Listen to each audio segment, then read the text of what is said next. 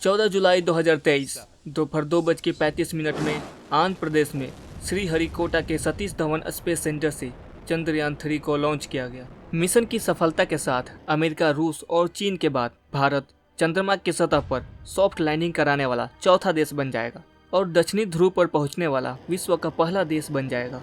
चंद्रयान 3 को चांद पर भेजने के लिए LVM-3M4 लॉन्चर का इस्तेमाल किया गया।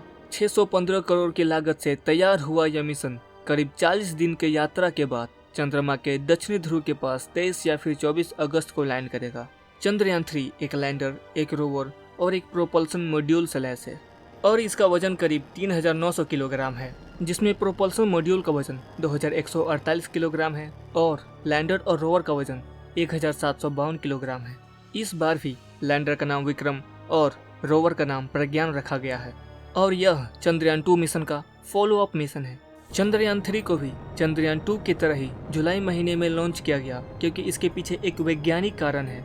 दरअसल इस समय पृथ्वी और उसका उपग्रह चंद्रमा एक दूसरे के बेहद करीब होते हैं। इसरो ने 22 अक्टूबर 2008 को चंद्रयान फर्स्ट को लॉन्च किया था। इस मिशन के दौरान चंद्रमा की सतह पर वाटर मॉलिक्यूल्स की मौजूदगी का पता चला। फिर 22 जुलाई 2019 को चंद्रयान 2 को लॉन्च किया गया। चंद्रयान फर्स्ट में सिर्फ ऑर्बिटर था और चंद्रयान 2 में ऑर्बिटर के साथ साथ लैंडर और रोवर भी था। यहाँ तक कि अर्थ से मून की distance 3,84,400 kilometre Chandrayaan 2 successfully complete कर लिया था।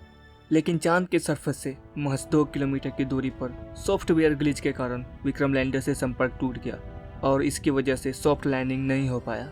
The moon is tidally locked to the earth, यानी कि पृथ्वी से चंद्रमा का सिर्फ एक ही भाग दिखाई देता है। चंद्रमा का 59% हिस्सा दिखता है और 41% हिस्सा दिखाई नहीं देता है। चंद्रमा पृथ्वी का एक चक्कर लगभग 27 दिन में पूरा करता है और लगभग इतना ही समय में यह अपने एक्सिस पर भी एक चक्कर पूरा करता है और इसी कारण से हमारे सामने हमेशा चंद्रमा का एक ही भाग दिखाई देता है। मून के साउथ पोल में लार्ज क्रेटर्स हैं और यहाँ सूरज की रोशनी भी बहुत कम पड़ती है। जिन हिस्सों पर सूरज की रोशनी आती है वहाँ 54 डिग्री सेल्सियस तक तापमान होता है, पर जिन हिस्सों पर सूरज की रोशनी नहीं पड़ती वहाँ तापमान -248 डिग्री सेल्सियस तक पहुँच जाता है। और कई सारे क्रेटर्स ऐसे भी हैं जहाँ अरबों सालों से कभी सूरज की रोशनी पहुँची ही नहीं। वहाँ का ज़्यादातर हिस्सा छाया में रहता है, इसलिए वहाँ बर्फ होने की कई ज़्यादा संभावना है। ऐसा भी अंदाजा है कि यहाँ जमा पानी अरबों साल पुराना हो सकता है और इन्हें स्टडी कर हम हमारे सोलर सिस्टम के ओरिजिन से रिलेटेड काफ़ी अहम जानकारियों का पता लगा सकते हैं। आपके मन में और भी कई सारे सवाल उठ रहे होंगे कि आखिरकार अरबों साल से अंधेरे में डूबे चांद के दक्षिण ध्रुव पर और क्या खोजेंगे विक्रम और प्रज्ञान। चंद्रयान 3 का रोवर चांद की सतह पर उतरेगा और लूनर साउथ पोल में इसकी पोजीशनिंग होगी। यहीं पर रोवर इसकी खोज करेगा कि चांद के इस हिस्से में उसे क्या क्या खनिज, पानी आदि मिल सकता है। साथ ही चांद की सतह, वायुमंडल और जमीन के भीतर होने वाली हलचलों का पता करेगा। चंद्रयान 3 के लैंडर, रोवर और प्रोपल्सन मॉड्यूल में कुल मिलाकर 6 पेलोड्स जा रहे हैं। लैंडर में रंभा LP, चास्टे और इल्सा लगा है। रोवर में APXS और लिब्स लगा है।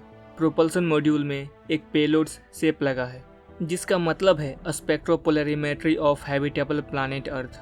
सेप अर्थ के डाटा को रीड कर हमारे सोलर सिस्टम के बाहर हैबिटेबल एक्सोप्लैनेट्स को ढूंढने में मदद करेगा। अगर वीडियो अच्छी लगी हो तो चैनल को सब्सक्राइब करें और मिलते हैं अगले वीडियो में। तब तक के लिए धन्यवाद।